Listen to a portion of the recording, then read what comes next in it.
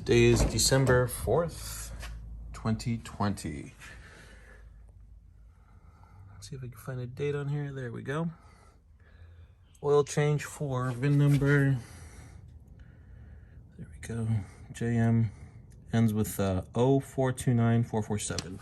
2018 Mazda CX-5. 5 quarts. Gonna probably just use 4.8. Brand new filter. Drain plugs out right there.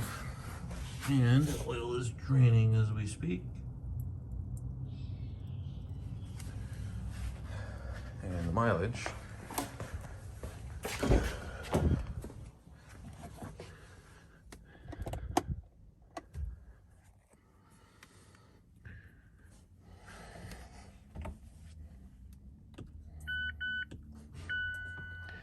$35,711. And the computer says service due in 29 miles. So almost there.